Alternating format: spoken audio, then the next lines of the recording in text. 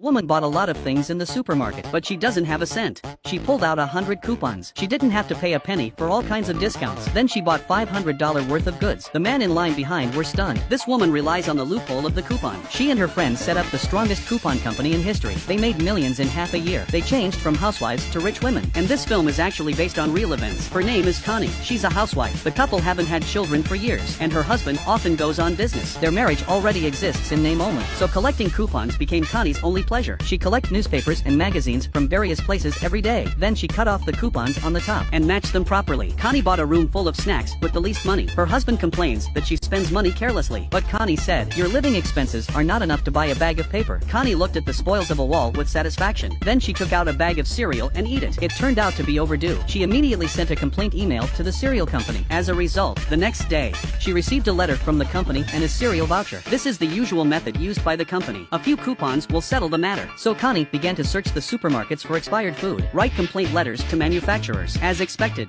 she received various coupons, but these coupons have a time limit. She can't finish it all by herself. Suddenly, there was a flash of inspiration. Connie found business opportunities. She found her best friend Joe. She told her about the plan. The value of the voucher is $20. If they can sell it at half price, then they can make a net profit of $10. And Joe is a famous person on internet. She often shares shopping strategies online. Then why not sell the coupons to others at half price? However, coupons obtained by complaints alone are not enough to support their business, but they have a lot of guts. They found a factory that print coupons for enterprises on the internet, so they drove to Mexico, stay in the printing factory for observation. They focused on a staff of the printer. They want to cooperate with this man and give him huge profits. The man said that the printing factory would overprint coupons for emergencies. If it is not used up, the surplus will be destroyed, and the man just needs to sneak the coupons into the truck, pay a little more to driver. Then he can send coupons across the country to Connie. It's so easy. After all, no one will take this small coupon to heart, but this humble coupon has caused many companies heavy losses. These two women make millions by selling goods live, but what they are selling is inconspicuous coupons. First,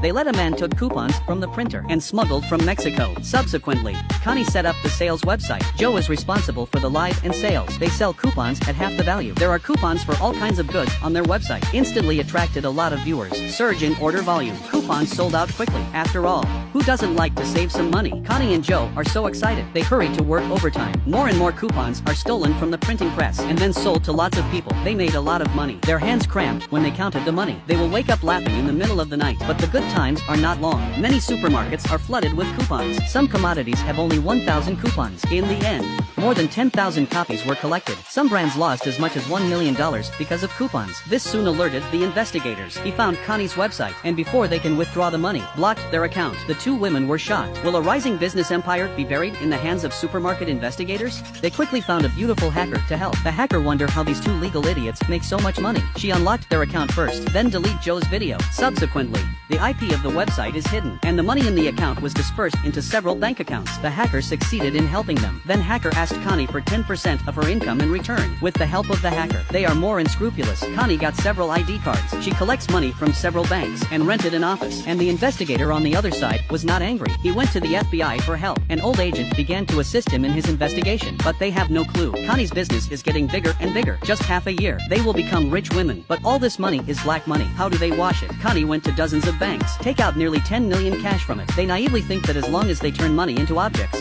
they will be successful in laundering it. But what should they buy for this 10 million? They were used to being poor, and they didn't know how to spend it. How do you spend $10 million?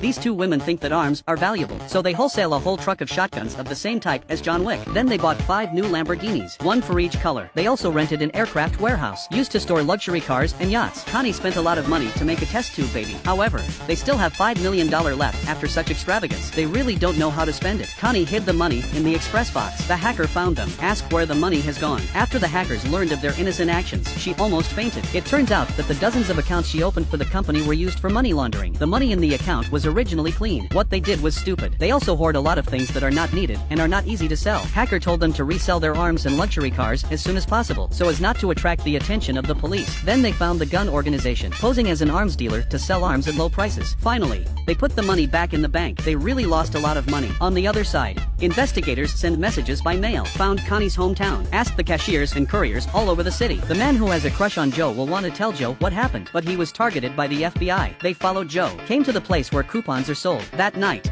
they were arrested. The special police looked at a room full of snacks and toilet paper. They were unbelievable. In order to catch the two people who forged coupons, So many people were sent. Baby diapers.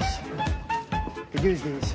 Just have one. As the evidence is conclusive, the amount involved is huge. Connie could face 40 years in prison. Her husband, who learned the truth, didn't help Connie. Instead, he yelled at her. He even acted as a witness to avoid suspicion. Facing such a scum man, Connie finally chose divorce. Then she spent a lot of money to hire a lawyer. In court, the lawyer said Connie was not a fraud. The coupons are all real. She just took advantage of the supermarket. In the final analysis, it is also the problem of supermarkets. People who have enjoyed the convenience of coupons. All on Connie's side. The bigger the trouble, the bigger the problem. Many brands, in order to avoid causing trouble, affect the company's image. One after another chose to withdraw the lawsuit. Finally, Joe was acquitted. Connie only needs to serve 11 months in the correctional institution. After divorce, Connie's husband seized all the property in the family, except for the snacks Connie bought with the coupons. Joe moved these things out, but she found Connie's millions of cash hidden inside. Joe used this money to go overseas, continue to build their coupon empire. Connie, on the other hand, has a baby in her body. She waited for her release from prison to continue her life as a rich woman.